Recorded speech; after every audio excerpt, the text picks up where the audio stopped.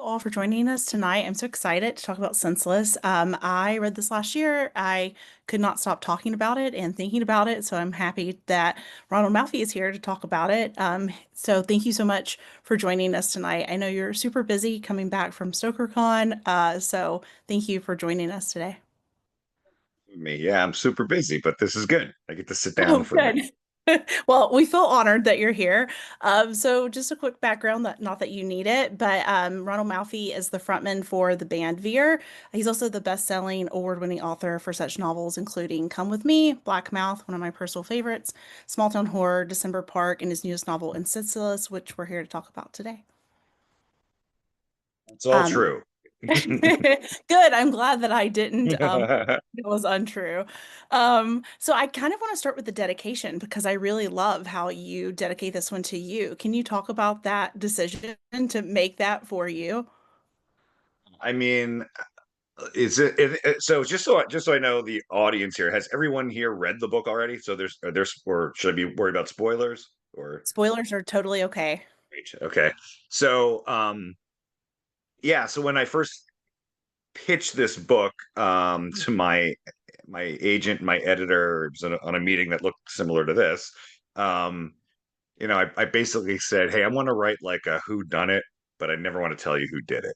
And they both kind of stared at me and they're like, "Well, all right, let's see what this looks like." So, and then I was telling other friends of mine who are writers and stuff what I was working on at the time, and they all looked at me like I was crazy. And so I'm like, you know what?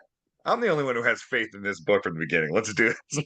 I'm gonna dedicate it to myself because really, I every book I write is kind of like I'm the first reader, I'm the audience that I'm writing for. So I write, I write what I would enjoy to read. And that's what I wanted to see with this one. Like this one more so than all the others, because it was just me saying, this is the story I want to write. And I know it doesn't really fit a neat mold. Um, but fuck it. I want to have fun with it. So yeah. So No, that's why it's dedicated to me. I love that. I think I'm going to skip ahead a little bit in my outline because you mentioned that it's a whodunit and you don't know who did it. So I know when I finished the novel, I went back and was like, wait, did I miss who killed MJ? I mean, I tend to think that Alan either killed her or had her killed, but did you intentionally leave that vague and open-ended for the reader to take away their own conclusion? I mean, yes, because the point of the story, I wanted it to be not like what you know. I'll back up a little bit. I think I've read a lot of reviews or heard from readers who always say, "Oh, this book wasn't what I expected. I picked this up and it's supposed to be a horror novel about." I don't know, cars, but it didn't have any elephants in it. And I really love elephants, and I'm very disappointed. So people sometimes forget how to read. Like we're a whole Yeah. generation of people who come to reading books with expectations of their own, and if these books don't meet what it is that they're looking for, somehow that is a failure for them. Instead of just going in and saying, I wonder what this is about, let it take me down this road, let it tell me a story, um which is how I read books. So in doing in doing that, I really wanted to kind of tell a story that would think make you think you know what you're getting, but subvert those expectations, and in doing so, I wanted the reader to come away with, and there is something that's solved in the book, so you do get a resolution and a payoff. But I Yeah. wanted the point of it was not really who did this. The point was the three individual storylines, and the reactions these people had to, well, not even the reactions, but sort of how they orbit around this event and what that causes them to do, and if what they do makes sense or it's logical or if it's senseless, right? And it just is the outcome. The point is, it's the journey of getting there, not the destination.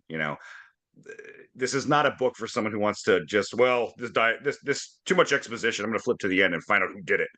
I try to have the publisher write like a little tagline on the book to say, you'll never know who the killer is. This way, when you don't know, I'd be like, I told you on the cover. Yeah, I mean you didn't mislead anyone if it had that. There is there I mean like you I said. yeah, there is a way to go back and you could kind of formulate opinions on what you think. I deliberately wanted that to be like I wanted you to come in. There's for me, there's sort of a clear one, but the fun is, I mean, that's how life is sometimes, right? You Yeah. know, I love these kind of books. I love thrillers, but you know, life very rarely does that. It doesn't give you a bow on the end of a on a package at the end of the day. And I'm like, you know what, I could tell a story that exemplifies that without, and have it also have a payoff, but not feel so pat, you know. Yeah. No, that makes sense, and I think too, I mean, to me, it goes along too with, like, I feel like secrets are a big part of this book and, like, kind of the power of secrets, like, how they impact people and their actions, and so it is almost like the book itself is keeping a secret from you too, which I think ties along nicely with, like, the themes of the book. What you just said is really well said. That's kind of what Thank I you. said when I turned the manuscript into my editor. Something very similar to that. But yeah, Uh, very astute. Thank you. So I know this book seems a little different because of it being set on the West Coast. So a lot of your books seem to take place on the East Coast. It's also, I mean, there's some of your other books have procedural elements, but this book does, I feel like, have a little bit more of a police vibe to it. Did you have to do a lot of research for location, but also for the procedural part of this book? The procedural part was easier than the location. I've been to LA a couple times. I've never lived out there. Um, and when I came up with this idea for this book, I tried to convince myself to put it on the East Coast, but I just could not picture it there. And I'm like, all right, Malfi, stop being lazy. Let's do a little bit of work. So I really a big help for me was the author Philip Fracassi. Yeah. He lives out in Los Angeles. I don't know if he currently still is, but he at one point was a location scout for Hollywood movies, and I called him up and said, hey, I need a house for this type of character to live in. I need to know how far it is from here to here. What's the vibe in the desert once you get out like east of the city? And he gave me a thousandfold from what I asked. I mean, he sent me photos from his scouting shoots. He some of those pictures, the church that I described is in his photos. The Oh, city cool. limit sign is in the photos. I put it all in there. He sent me maps and he drove around and took pictures and stuff. He was invaluable in putting this together. When I wrote it and sent him like one of the earliest arcs for it, I said, I appreciate all your help and everything. I said, if I got anything wrong, don't tell me now. It's done. But that part was scary. As for the police stuff, I know a lot of people who are in law enforcement. Those kind of guys are very happy to tell you when you screw something up. So that was good. I've done this before with other books. I did it with Bone White too, but I just picked up the phone randomly and called the Los Angeles County Sheriff's Department. I said, "Hey, I'm a writer. I'm writing this. Can I talk to somebody who might be able to help me out?" Funnily enough, the Los Angeles County Sheriff's Department must get a ton of their phone calls because they actually have guys who are like happy to help and they know all about it. So I got some information from them for that. But it was a little different when I was writing this book, Bone White, and I called the Alaska State Troopers and I said the same thing to them. And I'm like, hey, if somebody was going to bury a bunch of bodies up in like the Arctic Circle area, uh, and how long would it take for you to get out there? And they're like, what the fuck is this guy talking? So I wound up, I'm like, look, you look me up. I'm a writer. I'm not a serial killer or anything. So I made a couple of phone calls to those guys when I was writing that book. And I even thank them in Bone White in like the acknowledgments. But we got into a routine where something would happen and I have to call them again. I'd ask them a question. I'm like, hi, this is Ronald Malfi. They're like, "Oh, we're all reading your books. We all no, we know you're not crazy, you know. But yeah, so that was kind of cool. But yeah, I mean, sometimes just pick up the phone and ask a question. I mean, I really love that. I actually like it more than like you sitting and like having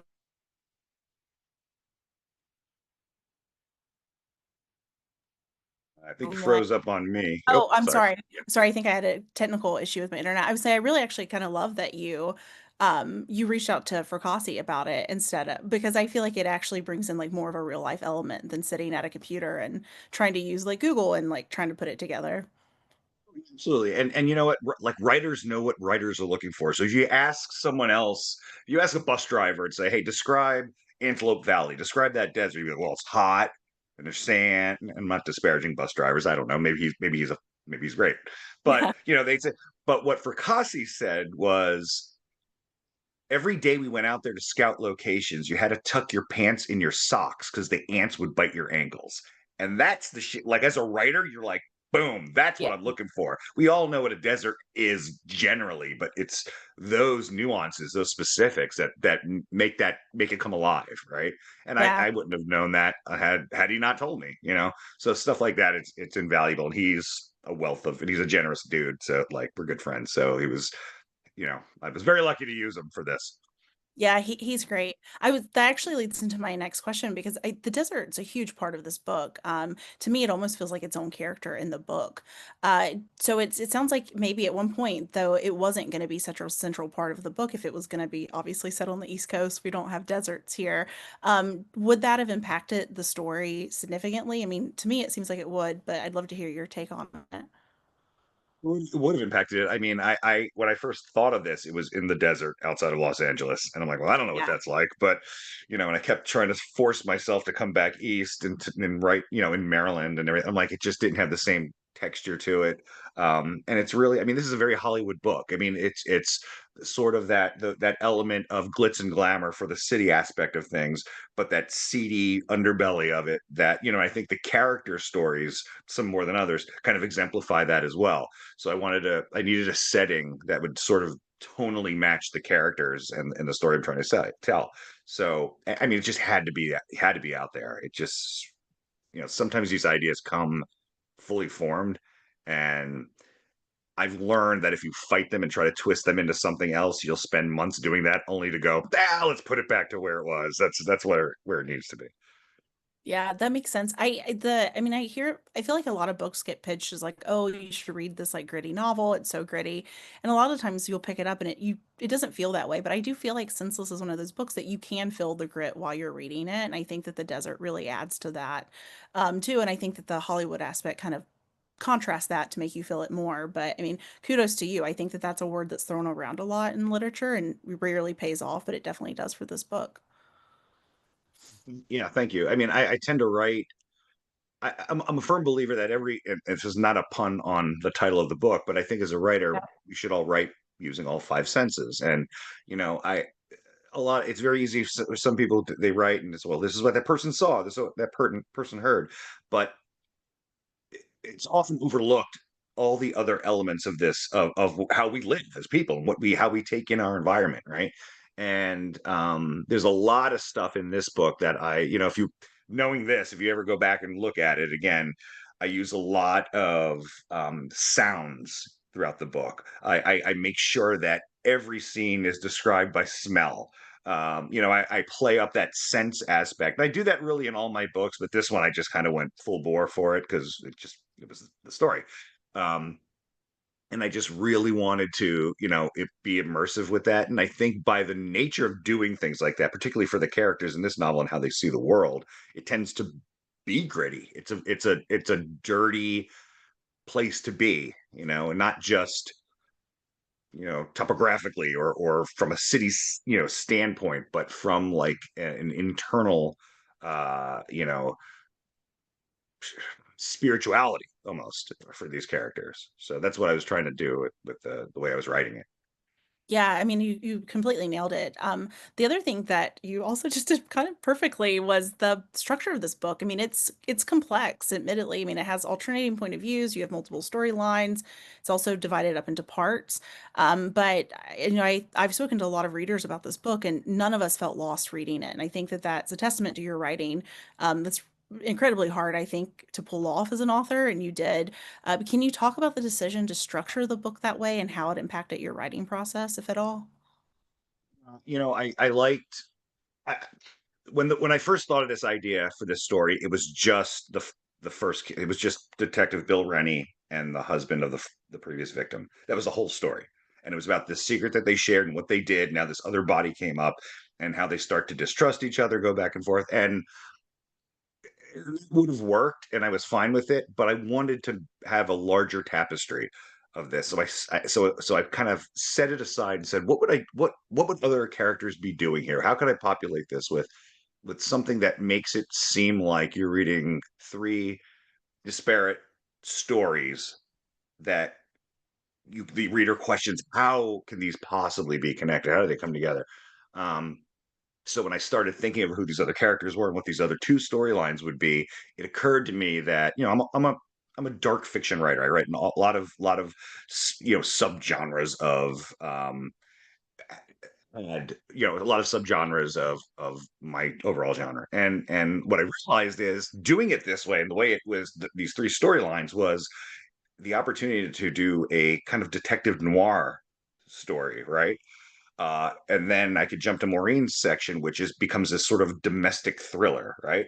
And then I could Yeah. jump to Toby's section, which is really a modern gothic horror. And I've got all the different elements of these subgenres that I love in one book that also then would require me to write in the style of those subgenres that you would let, Rennie's chapters are very noirish, right?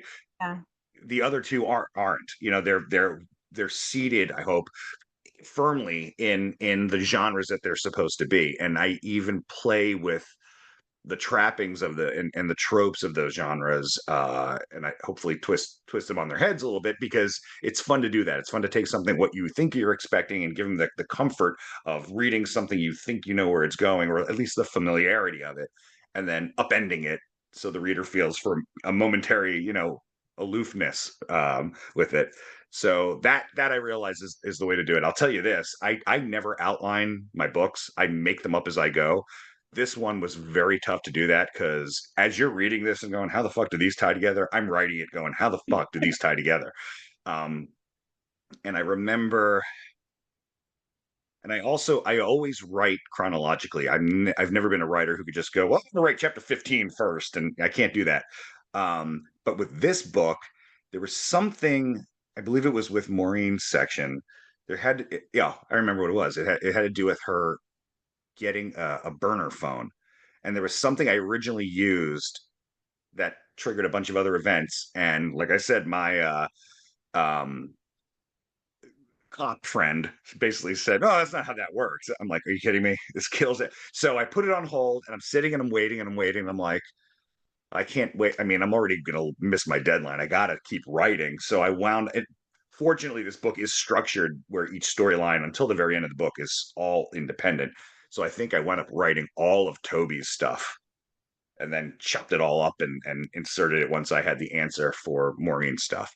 It's the first time I did that. It's funny too because as a writer, then and in my head, the order of these things happens differently than how you guys read it. So Oh I yeah. think of it in slightly a different order than the general public would, which is a little odd, but yeah. That's really interesting. I'm glad that you mentioned the different kind of tropes for the different genres and like each storyline because I feel like Maureen's part is definitely that thriller aspect, but with her own novel, I feel like it's almost like she's tapping into a little bit of that thriller, but it also seems like she's trying to expand beyond even the trope that maybe you've placed her in as a writer within the story. And I thought that was really interesting to see like her experimenting as a writer and maybe pulling in from some of the other genres that are represented within the book. She's sort of this. What I like about her character is she's bigger and more important than she believes herself to be, and I'm not just talking about in her own storyline, but in the crux of, let's say, the world, the universe, right? She's sort of this conduit for certain things, and what I like about her is there when I was writing her sections, there's elements of her stuff that seem very surface level, and I play it like a kind of basic domestic thriller type thing. But I also I deliberately added stuff in her section that would make you question the other sections of the book. And I hope if I did it well, I hope there's a part where you get to it and you wonder if you guys are reading Maureen's book when you're reading the other chat, like Rennie's, and I did Yeah, that on purpose. I even used like it was the crowbar thing, like I was going to to ask you make about yeah, that. yeah. Yeah.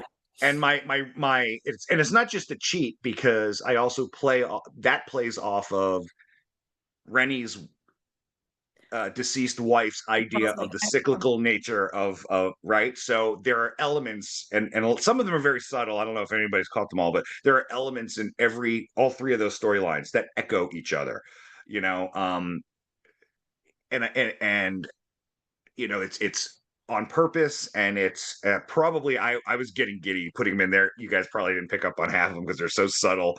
My editor didn't even get them. But like one of the big ones is like the upside down cross. There's an upside down cross that appears in all three storylines. With Maureen, it's the woman who has it on the chain. It's fairly obvious. When Toby goes to the church in the desert, there's a cross. I think how I wrote it is he opens it and it swings down and hangs upside down when he opens the door. And then when Rennie's chapter or his book, when he first approaches Toby in the parking lot to arrest him, he recognizes the crack in the windshield of the van Toby's driving. The sun hits it, and he says it looks like an upside down cross. So it's things like that. There's like 20 of them, all scat like, but they're all subtle. It may be a phrase that someone uses, and it's repeated. And I love, and I do that in my other books too, to a lesser degree. Um, but I do love that sort of that sort of cosmic unity that there's a seesaw balance in there that just makes me very comfortable when I write, when things all seem to exist together at once, even if they're separate.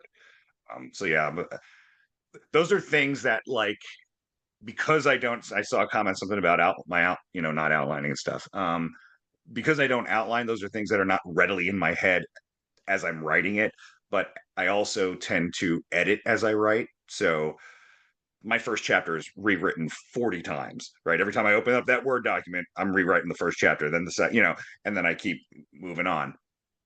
So I wind up finding those areas where I could insert things, or maybe I'll have maybe I don't, maybe I'll have something happen one place and I go, you know what, I could use that also here for this. And now we have this symbiotic sort of cross pollination of lives that make this a bigger tapestry than just these individual stories, right? So that's Yeah. how I see it in my head. Yeah, that makes sense. And the cosmic echo part to me was very interesting. And I feel like I mean, it's extremely well done. The parallels are subtle, but they're not subtle so much that you miss them. But they also seem important to me too, because it does seem like each character kind of realizes at some point that they're holding up a mirror to themselves, either through another character or something happening. And sometimes that is almost seems like it's forcing them to reconcile like what they're either hiding or what they're doing. And so it sounds like, that did come into your mind when you were writing this, but was the cosmic echo kind of concept always a part of the story? Because that seems like such a core part of this book. And so does Linda to be a character that's not alive while the story's going on. No, so the cosmic echo, I would consider that more of a theme, right?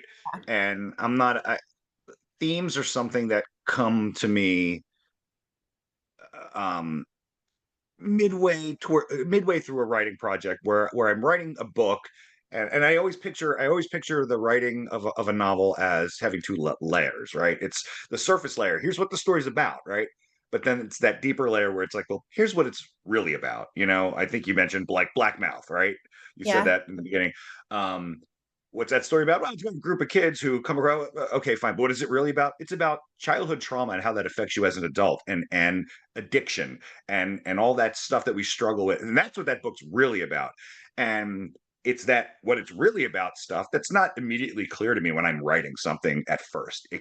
I learn that kind of as I go. And I'm like, oh, and it's sort of an oh wow moment where I'm like, oh, this is what I'm actually saying. This is what this is really about. And that's what makes something rich to me, to want to write it. Um, so no, I mean that cosmic thing came a little bit later. The the Linda as the wife, she was I wanted him to have some unity and some commiseration with Alan Anderson's character. And he refers to them as sort of like the Dead Wives Club, and you know, Yeah. um, and that sort of kind of took off. And I liked her being not present ever in the novel, but feels like she's like a character, right? There's so much Yeah. about her. So I kind of looked at it that way, and I liked her. Rennie is the kind of character that you could very easily fall down that whole cliched well, right? The gruff, middle-aged, slightly overweight, drinking too much. I really wanted to walk a balance. And there's a scene I wrote. There's one thing in the book where when I wrote it, I'm like, yeah, I get him and what his relationship with his wife is, and to me, it made him real and kind of kept him out of that cliche thing. And I think it had to do with his wife writes that article about the cosmic thing, and he says he had framed it for her and hung it. Like hung it up, and I don't remember all the details of it. I'm on another book now, but um, where she kind of like thanked him, but kind of said like he didn't really get, like he did what like a kid would do, and Yeah. she, you know what I mean. And I thought that was kind of endearing that he would do something like that, um, and how he kind of his character arc is really kind of learning to listen to her ideas and kind of be a little more broad-minded than just that narrow focus with him. But once I realized what her strength, what her role was for him, and what this cosmic echo thing actually was, I kind of expanded it. And like I said, even my editor didn't get all of them, and he's like, well, some of these characters, they're like the end of they're at the end of the book, their resolutions are ambiguous. I'm like, they're ambiguous in a way that I want them to be, but they're also pretty solidly hammered down. And I said, if you think about our three main characters, each one of them gets it. The last page of each of their stories, each one of them talks to a character who is not there. Yeah. Rennie talks to his wife. Toby talks to his bully in the cell, and Maureen talks to the woman she recall, like this vision of this woman who pulled her from that car wreck. And this is them basically, you know, coming full bore into what their baggage is and what they're and it doesn't mean that they're going to resolve. I mean, Toby's not going to come out of that jail cell like an upstanding citizen, but he doesn't need to. That's his storyline, right?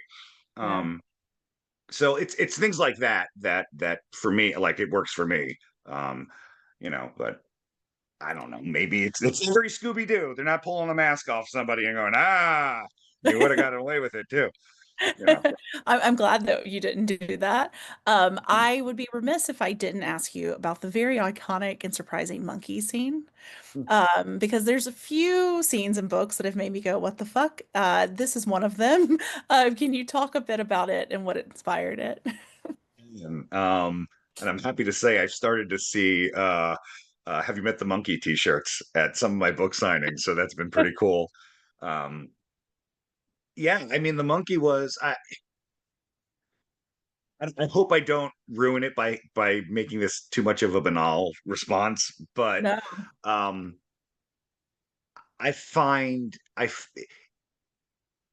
Toby Campen, the human fly, his character, the kid's a sociopath, and he's should be on medication and everything. But I think the character of Landon Dawson is the most frightening in the book. Yeah. And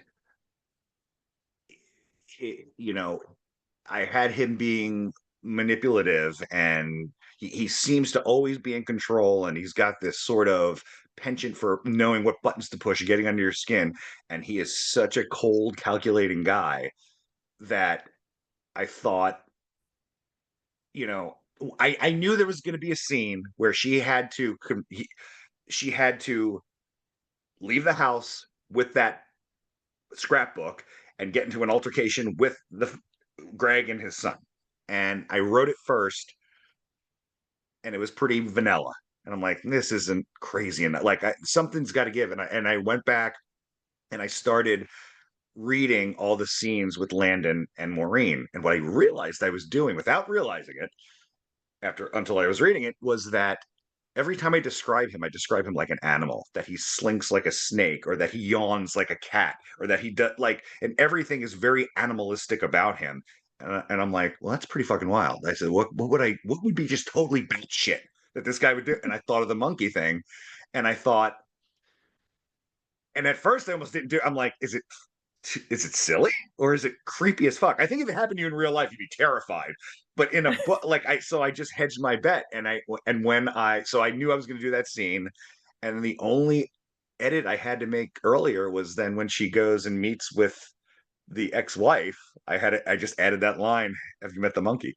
And I'm like, there we go. So I'll set it up there, and here's my payoff. And there's no explanation for it. It's a fucked up thing, but I honestly I think what it does from in a real and in a character sense is you really after that scene you really get a grasp of what that family was like what this Yeah. father was dealing with this kid and why everything was so fucking bizarre, and why he was sending him overseas and trying to keep his business running, and because this is shit this is what this kid does. And I'm like, so in that regard I think it really opened your eyes onto who those people were, even though they're secondary characters. Um, it's kind of like, well, holy shit, that's what living here is like. Um, so yeah, I don't know. I mean, you know, that's right. Well, he's not a kid. He's how old did I say? He's like 27, I think. He's pretty old, but he's like one of these perpetual, living off his father's money but hating his dad, and dragging his buddies around and just doing crazy shit. And I could have had a lot weirder things that Maureen found in his duffel bag when she went through it, but I try to keep it realistic. He's like an evil Peter Pan almost. He just like will not grow up, but he's also terrifying. No, I mean it is very unhinged and scary. And like you said, if it happened in real life, you would be terrified. It also fits in though really well with like the animal imagery. Like you said, he's referred to an animal, then you have Toby as the fly. So there's a lot of unnerving animal imagery throughout this book, especially with the flies. So good job on that. It made me really uncomfortable. Yeah, the Toby chapters were fun. They were, um, like I said, it just each storyline gave me an opportunity to write from a different point of view that was drastically different. And like with anything, what you want to do is you don't want to make these people caricatures. You don't want him to be like just Toby's just some crazy guy. I, I think there's an element of pity that I'd like the reader to come away with, even though he does a heinous thing. Um, he's a pitiable character. He's desperate, and his relationship with his mother is bizarre. He's just had a shit life, and he's mentally ill. And the trick with writing somebody like that is to not make them unrelatable, because he could be very easily unrelatable. He lives in a complete fantasy. You don't know what's real and what's not in his scenes.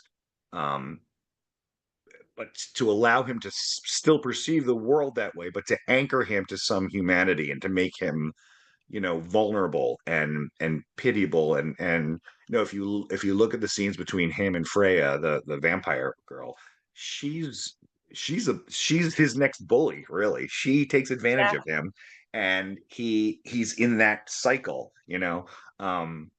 And that's why that bully from his childhood becomes this reoccurring image for him all the way up to the end of the book, because his whole drive is to be turned into a vampire and be his own thing.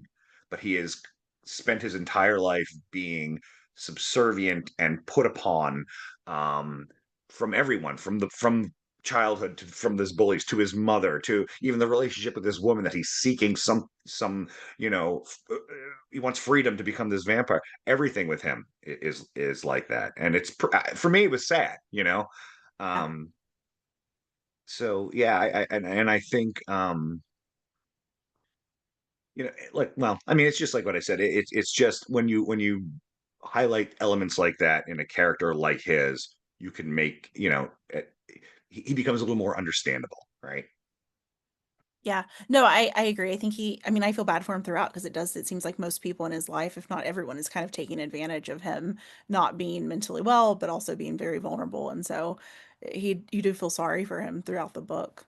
Um, This isn't necessarily a question, but more of a comment that when I read this book, I really wanted to see it adapted. I think it would make a great miniseries or limited series or movie. Honestly, I take it however I could get it. So I know you probably can't talk about anything, but I do hope that this is a book that we see in the works to be adapted sooner rather than later. Yeah, it would be nice. No, I can't really talk about anything. This one is not. I have other things that are further along in that arena. This one's just kind of have people kind of sniffing around. But that's a hard scene. I mean, I've had a lot of stuff. I watched I COVID killed three TV series that we had. Like Bone White went really far, and it was like Amazon Studios bought it. Well, Fox and Disney picked it up, and then they sold to Amazon Studios. The producers of The Handmaid's Tale was going to make it. I read the script. It was going to be a series for them. So I read the pilot script that they hired this guy to write, and it really looked like it was going to take off. And then COVID came, it killed it. I mean, they optioned it for an additional year, and then by the time that those 2 years were up, they're like, yeah, you know what, nah, we're good. It's like, oh. And then I watched two other ones get killed. Um, Come with Me at the same time was with Universal for a TV series, and then Small Town Horror. Actually, Small Town Horror, I wrote and pitched it as a TV series before I wrote the book. So Oh, yeah, and that got I wrote the pilot script for that. They brought it. That was also with Disney or Fox and Disney. Disney bought Fox, um, and they put that whole thing together. We were chugging along on it, and it's just it's a lot of work for no payoff. So when that one fell apart, I'm like, "Ah, fuck them. I'm going to write this book." good. Well, I'm glad that you did because the book's phenomenal. Yeah. Um, if you're open to it, I'd like to open the floor to questions from members. Awesome. Okay, I want to go first because I don't want to lose momentum on the perspective thing that we're talking about with the three perspectives. Did you find that there was maybe one that was more difficult for you to write? Or you said, Toby was pretty fun to write. Was there one that was just like pulling teeth or like hard to do? Each one had their fun parts and their hard parts. What I honestly, what probably people have said the most easiest and most natural one was Rennie's storyline, but I found it hard because I didn't want to fall into this rut of this investigative procedural storyline. And yeah, there are scenes where I have to do that to connect certain dots where especially when he interviews the mechanic and stuff, but for the most part, I don't feel like I really it's not a very procedural book, and I try to avoid that but also to get the point across. I basically try to tell you the beats of an investigation without telling you the beats of an investigation because I didn't want to be so trite. So that was a little tough. Yeah, I mean, I wanted each character had their own stuff. I wanted Maureen to be. I didn't want her to be cowed by Landon. I wanted her to be a little brazen with him, and I made her good. I think I think she's strong enough, but creeped out enough that anybody would be, but also kind of stands up to him and is astute enough to recognize that while Landon will push her buttons and he's said a bunch of outlandish things and deliberately lies to her about some stuff, he also deliberately tells her the truth about stuff too. And you know, so she recognizes him for the adversary that he is, which I think goes a long way for her. Yeah, no, I agree. And I think I was talking to Amber about this too, how I really love how it's easy, I feel like, with women characters to sort of make them this, oh, they're not going to bring it up. They're not going, they're not going to push too many buttons. But with her, we felt she was so brave. Like she was a really brave, brazen character, like you just said, to be able to call him out, to call out her husband, who's probably much older than her in real life, who, hey, he's not a kid anymore. This is not okay. Like you can't just keep sweeping this under the rug. And I think that was really important for her development because it's easy to just say, she'll just forget about it. She'll move on. But she did not. She was a great character. Or with giving her the OCD, it would Mhm. be very easy to have that come across and make that seem like a neurotic Yeah. cliche general, well, she's just a weak female character. That's not how I wanted that to come across. There's a very specific reason for why she has that. And I was careful on how I handled it. And I was actually at a book signing where someone came up to me who had severe OCD, and he asked me if I did, and I said no, but I did all these weird. No, just kidding. Said no, I don't have it. He goes, well, you wrote it very well. And he goes, how what the he goes, I wouldn't have asked you this. He goes, but there's a scene where she arranges the champagne flutes so their base is all touch. He goes, and I read that. And he was like, that's fine. I get that. He said, but then you also had her freak out because the wave pattern in the glass didn't match up. And he said, that's when I thought you must have it. Because he's like, that's how I live my life every day, you know? But, and then really, I didn't even really research that. I just kind of, you know, I'm a little OCD with like certain things, my writing, my music, my this and that. And I just kind of added that to how I would approach everyday life if that affected me in a particular arena. Yeah. Yeah. Yeah. No, I thought it was great. And we hope to see more from her, maybe a short story or a full novel. I would love to hear more about her story and like what is the thing with this altar. So we're interested.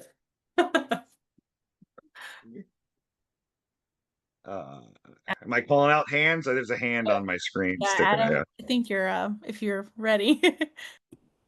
Yeah.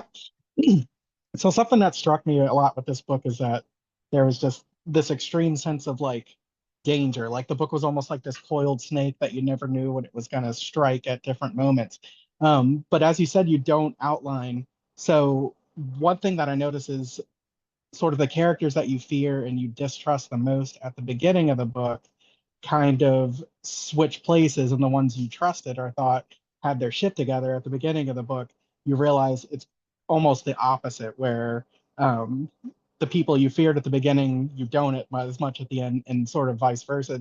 Did you Was that something purposeful going in, that you thought that was something that was going to happen, or did that just kind of organically happen as the story? Probably organically. There are, for the broader sweeps of character, of painting a character, those are more organic. There are smaller nuances that I put in there that I kind of do to, you know, have the reader go, oh, what's that about? And I almost do it with everybody in this book to some degree because I had fun with that. I mean, I even remember there's a is it the it's early on in the novel where Rennie might be, is he at the coroner's office, and he describes about how the fingers were cut off with like bolt cutters or something. And in Rennie's head, he just makes a note. He's like, that's exactly what the police officer said. So if this was a Hollywood movie, it'd be the cop who's the bad guy, his partner, right?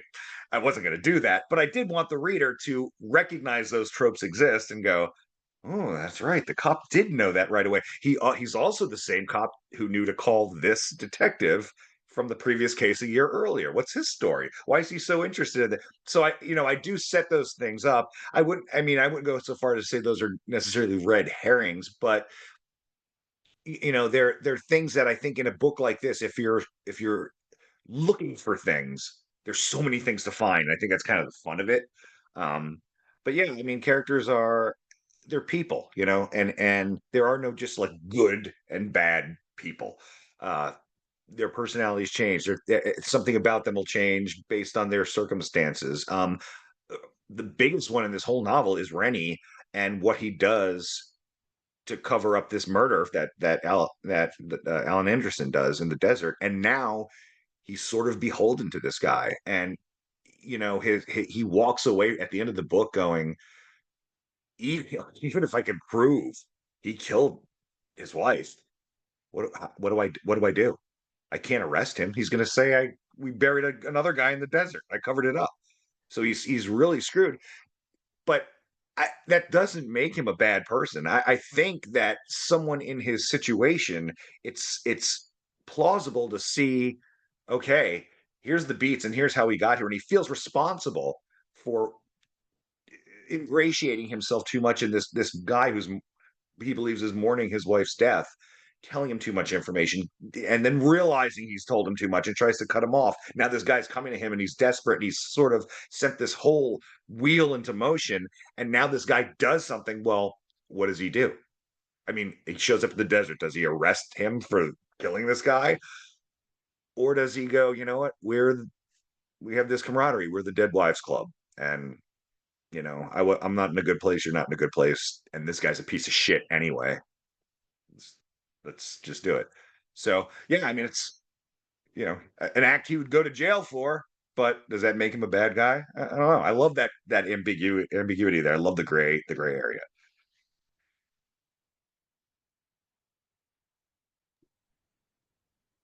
It didn't feel like a big loss to lose Lucas Priest, to be honest. So Look, if I made him like this great upstanding guy, you'd feel differently about Rennie. The guy was a piece of shit. So, yeah. all right. Was his name a play on the band Judas Priest at all? I have this weird like penchant for naming my bad guys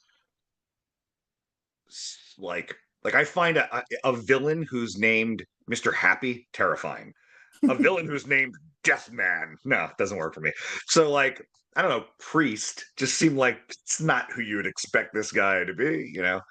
Um so yeah, I don't know. I'm a stickler for names. Like I either a character comes fully formed with their name in my head, or I labor over the right name for that character. When I wrote my book Bone White, it's about twin brothers and they're named Paul and Danny. And I wrote the entire book, and something wasn't sitting well with me, and I realized in the first version, the name Danny was the put together brother, and Paul was the one who went off the deep end. I'm like, no, no, no, I got to switch those names. So I did a find and replace, and what I realized is that uh, every word that had the word Dan in it changed it. So instead of danger, it was now Paulger, and I realized how much I screwed myself. So I learned how to fix that after that mistake, but I'm like, oh, you've got to be kidding me, man. So, but all because like those names, it just, it just had to be that way. So, yeah. I feel like the priest also goes well with the cross imagery too, and the church imagery throughout as well. There's a lot of religious iconography, you know what I'm saying, Yeah. in that book, iconography. And it's not really the only thing I could say about that is I was aware that I was doing it. I was aware I was using this church and that had these cross symbols. That Toby's mother was a bit of a religious fanatic and had a little knickknacks in her thing. That um, part of the cosmic echo is when there's that little religious figure on the car that he's driving, and the vampire chick, when she's with the other girl in the car, says get rid of that, and she's playing up her vampire role because she doesn't like the religious stuff, and he takes it off and he follows him into this motel room and he leaves it on this thing that looks like an altar, which is right out of Maureen's story. So it is that echo of things that are happening. So I mean, that's sort of like the play on that stuff. It was really nothing huge. I'm not trying to make some kind of religious statement with it, but it just seemed to be, when you write a book about the grittiness of a place like Los Angeles, I think it's very tantalizing to juxtapose it with something of a religious nature or a piousness that kind of bound, like, that shows the depth and the different sides of the world, right? Yeah. It's harder to explain. It feels natural when I'm doing it. I don't know if I could always put it into words, but trust me, I'm right. I'm good. I'm right. No, it makes total sense. You're definitely right. Okay, I have another question. I won't take up everyone's time, but so I was thinking, I feel like for me at least, gore is something that I have a hard time reading it. I love horror, but I don't love gore. And at the beginning, you have the description of the body, you have the description of, what you're seeing and how it matches. And then you get to the point with Toby where he's doing it. He's doing it. Do you find those scenes hard to write, or are they just kind of it's senseless, and so you kind of have that trend, and it's just it came naturally? I'm just always curious about the gore. And I don't generally write heavy gore in my books. But what I do write in each of my books is dictated on the book I'm writing and and whatever that character's point of view would be. Um, I think that if you were seeing that murder from Maureen's point of view, if she happened to be there watching Toby do that, you would not get that description. You would get her looking away and hearing a crunch of bone, and I would end it because it wouldn't be her mind wouldn't allow it to be protracted. But Toby, who is kind of single-minded, like mission oriented with her, would focus on the details of what he's doing. Um, so it just seemed natural to do it that way with him. Um, I mean, I'm not very queasy, so that's I don't I don't have an issue necessarily writing it, but I don't like to be exploitative with it either. Um, and I think really if you do something, look, if you had an entire the book's like 450 pages. If you had 40 scenes like that, they would lose their power. But one scene works. Just like if that monkey scene was in there 6 times, you'd be like, oh, okay, it is a little stupid. But just having come out of nowhere when it does in the middle, and that's it, and it's almost no explanation, it it's more powerful than if you exploit it, right? So I don't know. That's how I look at it anyway. Yeah, no, no, that makes sense. And I think too, like the cover as well, you get like a little bit of the gore that you're seeing. Did the cover come during, after, was this your thought process for, I mean, it's a beautiful cover. It's probably one of my favorites of yours. Yeah, no, you know what? The covers are always mocked up before I'm even done writing the book. Um, uh, like I saw this week, I saw the cover to my novel that I'm writing right now that comes out next year. They do them so quickly. Um, with Senseless, normally they send me like 3 and they're like, what do you think? I'm like, this one's good, or maybe tweak this and we'll go with that. With Senseless, I think they sent me for 6, maybe 9 different covers. And I'm like, no, no, no, no, no. And we were just not hitting the mark. They were trying to make it like a bunch of them looked like the desert. And I said, look, other, and so it looks like a Western novel. It's got to have that sort of, so when they sent me that, I'm like, all right, now we're on. And I was a little concerned that, um, I mean, you can't have too much gore on a cover, otherwise, like Walt Mark won't stop them, stuff like that. Um, but no, yeah, they did a nice job. They're very. I'll say this about Titan: they've been awesome in uh listening to me bitch and tell them what I want, and they're like, okay, we'll do it, we'll do it. I appreciate that Titan has kept them relatively uniform too with the font and like everything because as collectors I think we all can appreciate when our books kind of look nice together and the Titan ones look very nice together. Well, this one in Small Town were released first in hardcover, and I had a bunch of people say, "Well, they're going to put them out in paperback too, right? Because I have to collect them all in that." Yeah. That I'm like, yeah, yeah, yeah, okay, okay. And they did a nice job branding those books. Some people think they're part of a series because they look so branded together. But I can't complain. They've been awesome to me, and like I said, they put up with my nonsense. So that's good. Can you tell us anything about your novel coming out next year? Yeah, it's called The Hive, and it is my a complete unapologetic, just straight ahead supernatural horror novel. It takes place in like a small suburban neighborhood. Um, it is about a group of people in the neighborhood who, after a violent storm, find these random household items in their yard that they begin to obsess over, and they realize that they're supposed to bring these items together and build something with them, and they become like this sort of hive-minded.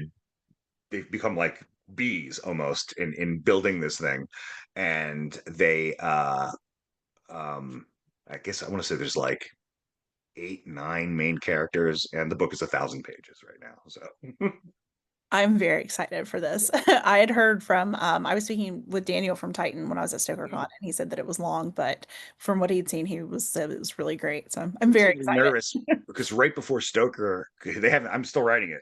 Right before Stoker, he said, "Hey, can you just send me like part one, just so I know you're doing something." So I sent him part one, and then I saw him at Stoker. We were hanging out, and he goes, "Oh, I read it. It's really great." He goes, "But you weren't exaggerating." He goes, "Part one is 80,000 words. Part one is the length of a full novel." I'm like, "Yeah, well, you got 4 more coming." So But we want a long novel from you. We're excited for it. I'm banging my head against the wall. I keep forgetting. That's the thing when you to stay in that momentum, you got to like keep going and keep writing. And I'm in the middle of a book tour right now. So you mentioned Stoker. I was after Stoker. I was in New York City for Thriller Fest. I'm leaving Wow. tomorrow for Pennsylvania. So I don't like sit still, and I don't really. I like to pretend I'm going to write when I'm on the road, but I wound up just hanging out at the bar. So I don't do that. So it's hard to write 1,000 pages when you don't sit down and write them. But I'm close. I'm very close. I'm almost done. That's good. Well, I'm excited for it, and I think we all are too. So hopefully we can have you back next year to talk about it. Sounds good. Awesome. Thank you so much for joining us tonight. I really appreciate it. I hope everything goes well this weekend. I know you've got a big book event, so I'm sure everyone's going to be really excited to see you. Appreciate you having me on. This is great. Thank you. Thank you guys for reading the book. I appreciate it. Of course. Thank you. Thank you all so much for joining. See you guys next month. Bye.